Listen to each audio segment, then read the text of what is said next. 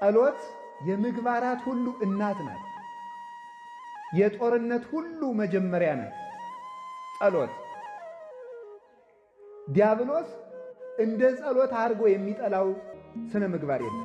ጾም ሊሆን ይችላል፣ ስግደት ሊሆን ይችላል፣ ምጽዋት ሊሆን ይችላል፣ ቸርነት ሊሆን ይችላል፣ የዋሃት ሊሆን ይችላል፣ በጎነት ሊሆን ይችላል፣ ገርነት ሊሆን ይችላል፣ ፍቅር ሊሆን ይችላል፣ ሰላም ሊሆን ይችላል፣ መጣወተ ርስ ሊሆን ይችላል፣ ሰማዕትነት ሊሆን ይችላል፣ ምንኩስና ሊሆን ይችላል፣ ማስቀደስ ሊሆን ይችላል። ሁሉም ነገር ይሁን ሰይጣን እንደ ጸሎት አድርጎ የሚጠላው ምግባር ጥሩ ስራ የለም። አሁን ግን ማን እንደፈጠረው የማይታወቅ የጸሎት ጋጋታ ሞልቷል። አሁን መዝገበ ጸሎት የሚባል አለ። የሆነ ጥርቅም ማለት እንዳይከፋችሁ እሺ። ድሮ ባለ 53ቱ ይባል ነበር፣ ኋላ ባለ 78ቱ፣ አሁን ደግሞ 90 ምናምን ሆኗል መሰለኝ 100 ምናምን። ለውዳሴ ከንቱ ምዕመናን በቀይ ቢጫ አረንጓዴ ማህደር ያረጉትና ሳሳ ያለ ነጠላ አረገው አዝለውት ጀለል ጀለል ይላል። አንዱንም አያነቡት ማለት ነው። ከዛ በኋላ መልካ አርሴማ አይቀር፣ መልካ ሚካኤል አይቀር፣ ውዳሴ አምላክ አይቀር፣ ሰይፈ ሚካኤል፣ ሰይፈ ሥላሴ አይቀር፣ ሰይፈ መለኮት አይቀር፣ ግግግግግግግ አንዱንም ከዚያ በኋላ አይጸለይም።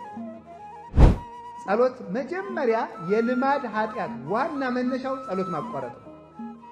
በራስ ምታት የዝሙት ሰይጣን በተለይ የሚመጣበት ራስ መምታት፣ እንቅልፍ ማለት፣ ቅንድብን ማክበድ ከራስ ፀጉር እስከ እግር ጥፍር ያለውን የአካል ክፍል በሙሉ በድንጋይ የተቀጠቀጠ እባብ እስኪመስል ድረስ ድካምን በመልቀቅ ጸሎትን ያስጠላል። ጸሎትን ካስጠላ በኋላ ጸሎቱን ያስቋርጠናል። ካስቋረጠን ረድኤተ እግዚአብሔር እኛ ጋር ስለሌለ የፈለገውን ኃጢአት ለማሰራት ይመቸዋል። ኃጢአተኛ ለመሆን የመቅሰፍት ሁሉ መጀመሪያ ምንድነው ካላችሁኝ፣ ጸሎት ማቋረጥ። መዝሙረ ዳዊት ገዝታችሁ ጸልዩ። እርግጠኛ ሆኜ ነው የምነግራችሁ፣ የፈለጋችሁትን ነገር ይመልስላችኋል መድኃኔዓለም። እምነቴን ነው እንጂ እንደ ቅዱሳን ጸጋ ኑሮኝ አይደለም እንደዚህ የምለው፣ እምነቴን ነው የምነግራችሁ።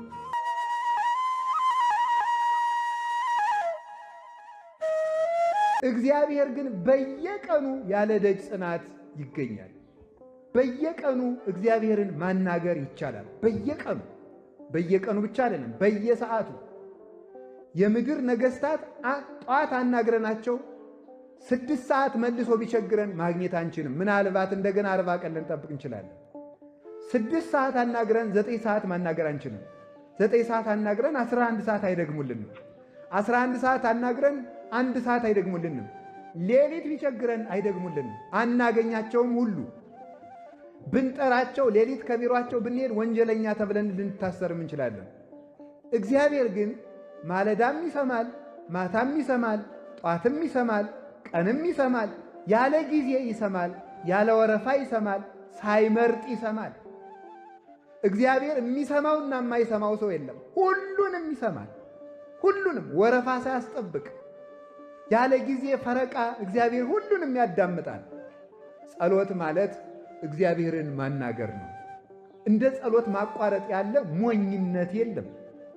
እንዴት ሰው እግዚአብሔርን ያህል ንጉሥ አናግረኝ ብሎ እየጠበቀው እንዴት ያን አቋርጦ ይውላል? እና የእግዚአብሔር ቤተሰቦች እኔ ዛሬ በእግዚአብሔር ስም የምማልዳችሁ በእውነት ምንድን ነው ካላችሁኝ፣ ጸሎት እንዳታቋርጡ። ትልቅ ነገር በእውነቱ ማለት ነው። እናት የልጇን ንግግር ከምትጠብቀው በላይ እግዚአብሔር እኛን በማለዳና በመታ ጸሎት እኛን ለማዳመጥ ደስ ብሎት ይጠብቀናል። ማለዳ እግዚአብሔር እኛን ይጠብቃል፣ ተነስተን እንድንጠራው አባታችን ሆይ እንድንለው። ይሄ ነው ጸሎት። የምግባራት ሁሉ እናት ናት። የጦርነት ሁሉ መጀመሪያ ናት ጸሎት። ዲያብሎስ እንደ ጸሎት አድርጎ የሚጠላው ስነ ምግባር የለም። ጾም ሊሆን ይችላል፣ ስግደት ሊሆን ይችላል፣ ምጽዋት ሊሆን ይችላል፣ ቸርነት ሊሆን ይችላል፣ የዋሃት ሊሆን ይችላል፣ በጎነት ሊሆን ይችላል፣ ገርነት ሊሆን ይችላል፣ ፍቅር ሊሆን ይችላል፣ ሰላም ሊሆን ይችላል፣ መጣወተ ርስ ሊሆን ይችላል፣ ሰማዕትነት ሊሆን ይችላል፣ ምንኩስና ሊሆን ይችላል፣ ማስቀደስ ሊሆን ይችላል። ሁሉም ነገር ይሁን ሰይጣን እንደ ጸሎት አድርጎ የሚጠላው ምግባር ጥሩ ስራ የለም። ለምን ሲባል ከእግዚአብሔር እያስፈቀደ ስለሆነ ማለት ነው። አልቦ ግብ ዘያፈቅር ሰይጣን ከማይድጎ ጸሎት ሰይጣን እንደ ጸሎት ማስቋረጥ አድርጎ የሚወደው በጎ ስራ የለም ይላል።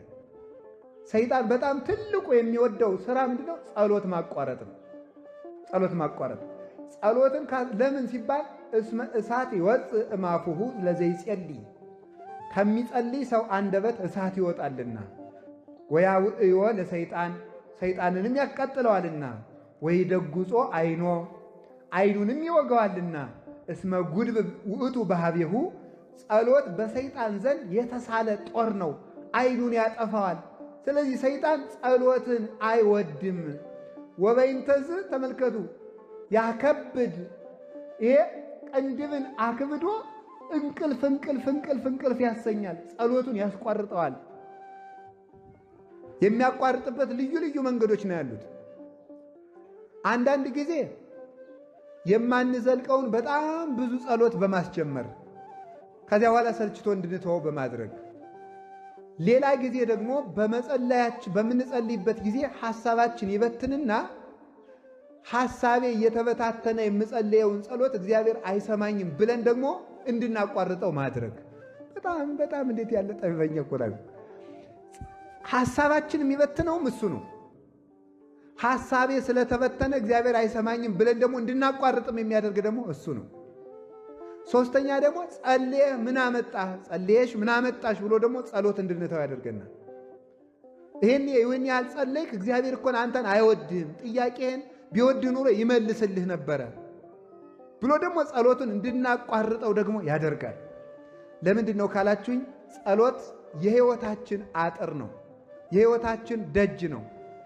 ደጅ ወይም በር አጥር የሌለው ቤት ለሌባ፣ ለወንበዴ፣ ለኃላፊ፣ ለአግዳሚ ሁሉ የተመቸ ለዘረፋ የተመቸ እንደሆነ ጸሎት ስናቋርጥ አጥር የሌለው ግቢ፣ በር ያልተዘጋለት ቤት እንሆናለን። ሰይጣን እንደፈለገ ከሰው ቤት ገብቶ ጸጋ ለመዝረፍ ይመቸዋል ማለት ነው። ለዚህ ነው ብዙ ሰዎች እዩ ደጋግማችሁ ገዳም ሂዳችሁ በሰነበታችሁ ሰሞን፣ መንፈሳዊ ጉዞ ባደረጋችሁ ሰሞን፣ መንፈሳዊ ቦታዎች በሄዳችሁ ሰሞን ዓለም ላይ ሳላችሁ ትሰሩት የነበረ ኃጢአት ይቋረጣል። ከዚያ በኋላ ስትመጡ መልሶ ይይዛችኋል። ለምንድን ነው ካላችሁኝ፣ ጸሎት አቋርጠን ስለሚያገኘን ነው። ጸሎት መጀመሪያ የልማድ ኃጢአት ዋና መነሻው ጸሎት ማቋረጥ ነው። በራስ ምታት የዝሙት ሰይጣን በተለይ የሚመጣበት ራስ መምታት፣ እንቅልፍ ማለት፣ ቅንድብን ማክበድ፣ ከራስ ፀጉር እስከ እግር ጥፍር ያለውን የአካል ክፍል በሙሉ በድንጋይ የተቀጠቀጠ እባብ እስኪመስል ድረስ ድካምን በመልቀቅ ጸሎትን ያስጠላል። ጸሎትን ካስጠላ በኋላ ጸሎቱን ያስቋርጠናል። ካስቋረጠን ረድኤተ እግዚአብሔር እኛ ጋር ስለሌለ የፈለገውን ኃጢአት ለማሰራት ይመቸዋል። ኃጢአተኛ ለመሆን የመቅሰፍት ሁሉ መጀመሪያ ምንድነው ካላችሁኝ፣ ጸሎት ማቋረጥ። የበረከት ማጣት ምንጭ ዋናው ጸሎት ማቋረጥ ነው። የጠብ መጀመሪያ ዋናው ምንድነው? ጸሎት ማቋረጥ ነው። የባለ ትዳሮች ሁከት ከምንድነው የሚመጣው? ጸሎት ከማቋረጥ ነው። አትጸልዩ። ስለማይጸለይ ፍቅሩም ያረጃል፣ ትዳሩም አሮጌ ይሆናል፣ ቤቱም ይቀዘቅዛል፣ ውሃ ይሆናል። ሙቀት ሃይማኖት የለውም፣ ይጠላል። ባልየው ወጥቶ መግባትን ይጠላል፣ ሚስቲቱ የባሏን መምጣት ትጠላለች። ለምን? ጸሎት የተለየው ትዳር ስለሆነ ቀዝቃዛና የተጠላ የነገር እሾህ የወረሰው ይሆናል ማለት። በሕይወታችን ዘመን ሁሉ ከመከራም የምናመልጠው የያዝነው የሚበረክትልን ጸሎት ያላቋረጥን እንደሆነ ነው። የምንጸልየውን ማወቅ አለብን። እንግዲህ በሕግ የተፈቀደው ዳዊት አቡነ ዘበሰማያት ነው። መዝሙረ ዳዊት አቡነ ዘበሰማያት የክርስቲያኖች የመጀመሪያ የሕግ ጸሎታቸው ዳዊት፣ አቡነ ዘበሰማያት፣ ውዳሴ ማርያም እነዚህ ናቸው። ከዚያ በኋላ ደግሞ በርታ ሲል ገድለ ቅዱሳን ከቅዱሳን ገድል አንድ ይጨምራል። ሲበረታ ቅዳሴ ማርያም ይጨምራል። ሲበረታ ወንጌለ ዮሐንስ ይጨምራል። ከዚያ በኋላ ጎልጎታ፣ አርጋኖን እያለ ይጨምራል። አሁን ግን ማን እንደፈጠረው የማይታወቅ የጸሎት ጋጋታ ሞልቷል። አሁን መዝገበ ጸሎት የሚባል አለ። የሆነ ጥርቅም ማለት እንዳይከፋችሁ እሺ። ድሮ ባለ 53ቱ የሚባል ነበር፣ ኋላ ባለ 78ቱ፣ አሁን ደግሞ 90 ምናምን ሆኗል። መቶ ምናምን ለውዳሴ ከንቱ ምዕመናን በቀይ ቢጫ አረንጓዴ ማህደር ያደረጉትና ሳሳ ያለ ነጠላ አድርገው አዝለውት ጀለል ይላሉ። አንዱንም አያነቡት ማለት ነው። ከዚያ በኋላ መልክአ አርሴማ አይቀር፣ መልክአ ሚካኤል አይቀር፣ ውዳሴ አምላክ አይቀር፣ ሰይፈ ሚካኤል፣ ሰይፈ ሥላሴ አይቀር፣ ሰይፈ መለኮት አይቀር፣ ግግግግግግግ አንዱንም ከዚያ በኋላ አይጸለይም። መጀመሪያ በሕግ የታዘዘውን ጸልዩ። ከደም ጸሎተ ባርቶስ ምንድን ነው ይኛል? በሕግ የታዘዘውን 318ቱ ሊቃውንት በፍትሐ ነገሥት ያዘዙትን ነቢያት ሐዋርያት ያዘዙትን መዝሙረ ዳዊት፣ ውዳሴ ማርያም፣ ዳዊት፣ ወንጌል ጸልዩ። አሁን ከዛሬ ጀምሮ ሁላችሁም ዳዊት ይኖራችኋል። ከቃሉ ጋር ናችሁ? እግዚአብሔር ከሁላችን ጋር ይሁን። ስለዚህ ሁላችሁም ከዛሬ ጀምሮ መዝሙረ ዳዊት ሊኖራችሁ ይገባል። መዝሙረ ዳዊት የሌለው ክርስቲያን አይደለም። እዩት። ስርዓት ምን ያስተምርናል ካላችሁ ገድለ ቅዱሳን፣ ስርዓተ ቤተክርስቲያን። አሁን ይውላችሁ ተክሊል ሲፈጸም ዳዊትና ውዳሴ ማርያም ነው የሚደገሙ። ምንም አይደለም ሌላ። ወንጌል አለቀ። እሺ ክርስትና ሲነሳ ዳዊት ውዳሴ ማርያም ነው የሚጸለየው፣ ወንጌል ነው የሚጸለየው። ሙታን ሲፈቱ ዳዊት ውዳሴ ማርያም ወንጌል ነው የሚጸለየው። ምን የትኛውም ስርዓተ ቤተክርስቲያን ካህናት ዲያቆናት ሲሾሙ ዳዊት ውዳሴ ማርያም፣ ጸሎተ ቡራኬ ሁሉ ዳዊት ውዳሴ ማርያም። ካህኑ ቅዳሴ ከመግባቱ በፊት ቅድመ ግባተ መንጦላይት የሚባል ጸሎት አለ። ከመቅደስ ገብቶ ከመጸለዩ በፊት ወጥቶ ቅድስቱ ላይ ሆኖ መብራት ይዞ መስቀል ይዞ ህዝቡ ፊቱን ወደ ህዝቡ አዙሮ የሚጸልየው ጸሎት አለ። ዳዊት ነው፣ መዝሙረ ዳዊት ነው። በየትኛውም ጉዳይ የሚጸልየው ምንድነው ካላችሁኝ መዝሙረ ዳዊት ነው። በየትኛውም ነገር ውስጥ ማለት ነው። በቅዳሴ በኪዳን በሁሉ መቅደም ላይ 40 ቀን ሙሉ የድጓ መምህራን በአብይ ጾም በፍልሰታ በአጽዋማት ጊዜ ስባተ ነግህ የሚባል ቃል እግዚአብሔር አለ። ዳዊት መዝሙረ ዳዊት ነው። በቃ ማለዳ በሙሉ 150ውን ዳዊት ሲያስተዛዝሩ ነው የሚያረፍዱ ማለት ነው። ዳዊት ነው የሚጸልዩ። ስባተ ነግህ የቅዱስ ያሬድ ቃለ እግዚአብሔር ብዙ ነው። ምዕራፍ የሚባል መጽሐፍ አለ፣ ሙሉ ዳዊት ነው። በስመ በመዝሙረ ዳዊት ይዘምሩ ሰማያውያን ወምድራውያን። በቅዱስ ዳዊት መዝሙር የሰማይ መላእክት እንኳን ሳይቀሩ ይዘምራሉ። ያንን አስትቶ የማናውቀው ጸሎት ነጋዴ እየሰበሰበ ያሳትማል መጸለይ። አሁን ደግሞ በየከተማው ምን ይላል? ይሄ ሌሊት ለሚያንቀጣቅጣችሁ ለሚያስፈራራችሁ ሕፃናትን ሽንት ለሚያሸናባችሁ ጥሩውን ፈቱን መድኃኒት ነው እያያዛችሁ መጽሐፉን 20 ብር ነው ይላል። እውነት መስሏችሁ እናንተ ትገዛላችሁ። ዳዊታችሁን ድገሙ ዝም ብላችሁ። ዳዊት እንዲያው መዝሙረ ዳዊት ለ40 ቀን እንኳን ሳታቋሩ እንኳን ሁል ጊዜ 40 ቀን እንኳን ብትጸልዩ አጋንንት በእናንተ ዘውራይ። የሁሉንም ቅዱሳን በሙሉ ገድል ብታነቡት መዝሙረ ዳዊት ነበር የሚያነቡት። መዝሙረ ዳዊት፣ አቡነ ዘበሰማያት፣ ውዳሴ ማርያም፣ ቅዳሴ ማርያም። ይሄ ነው ጸሎት ማለት። አሁን ከዛሬ ጀምሮ የምትጸልዩዋቸውን ጸሎች ቁጭ አድርጓቸው። የሕጉን ያዙና ሌላ ትጨምራላችሁ። ስለዚህ የሕጉን ያዙና መዝሙረ ዳዊትና ውዳሴ ማርያም ላለማቋረጥ ለራሳችሁ ቃል ግቡ። ከዛሬ ጀምሮ ነገ ጧት ሁላችሁም መዝሙረ ዳዊት እንድትገዙ። መዝሙረ ዳዊት ሁላችሁም የሰንበት ትምህርት ቤቱም ሱቅ አለው አይደል? ዳዊት አለው አለ። እዚያ ግዙ። ከሌላችሁ አምጡ። ከሌላችሁ እናንተም ባህር ዳር ዳችሁ አምጡ። ሰሞኑን እስከሚቀጥለው ሳምንት መንፈሳዊ ፕሮጀክት ምዕመናን እየሰማችሁ ነው።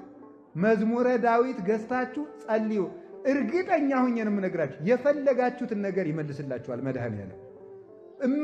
እምነቴን ነው እንጂ እንደ ቅዱሳን ጸጋ ኑሮኝ አይደለም እንደዚህ የምለው። እምነቴን ነው የምነግራችሁ። በሕግ የታዘዘውን ነገር አድርጉ። ሕግ የሚለው ይሄ ነው። አንዳንድ አባቶች ሰይፈ መለኮት ጥሩ ነው፣ አንዳንድ አባቶች ሰይፈ ሥላሴ ጥሩ ነው ብለዋል። አንዳንድ አባቶች የሚባል ነገር የለም። የመጽሐፍ መምህራን የተናገሩት ነው እውነት። እኔ ደግሞ እንግዲህ የመጽሐፍ መምህር ነኝ። ምን ሆናችኋል እናንተ? የቤተ ክርስቲያን የመጽሐፍ መምህር ነኝ። ለክታ ሰፍራት ብሉይውን አስተምር፣ ሐዲሱን አስተምር፣ ሊቃውንቱን አስተምር፣ መነኮሳቱን አስተምር ብላ መርቃ ሰጥታኛለች። ተምሬበታለሁ፣ እናገራለሁ። ስለዚህ ቤተ ክርስቲያን እነማን የሚናገሩትን እንመን ካላችሁ የመጽሐፍ መምህራን የሚናገሩትን፣ የመጽሐፍ መምህራን የሚናገሩትን አበው ያስተማሩንን። የኔ እኮ አይደለም ትምህርቱ፣ የሊቃውንት የነ ቅዱስ ቄርሎስ የነ ቅዱስ ዮሐንስ አፈወርቅ የአባቶቻችን የ318ቱ ሊቃውንት ትምህርት ነው። ስለዚህ ዳዊት ውዳሴ ማርያም ጸልዩ። ከዚያ ደግሞ ከሆነላችሁ አርጋኖን፣ ጨምሩ ደግሞ በ21 ድገሙ። ግን ሁሉንም አንድ ጊዜ አትጀምሩት ነው የኔ ጥያቄ። መጀመሪያ የዕለት ዳዊትና የዕለት ውዳሴ ማርያም ድገሙ። አቅም ካላችሁ ደግሞ የሰባቱን በየዕለቱ አድርጉት። ከዛ በኋላ ደግሞ ሌሎችን አቡነ ዘበሰማያት ብዙ ይደገማል ልነግራችሁ ነው። እሱ እንዲህ ያደረጋችሁ ከጸለያችሁ እግዚአብሔር ከኛ ጋር ይሆናል። አምላከ ቅዱሳን ከሁላችን ጋር ይሁን።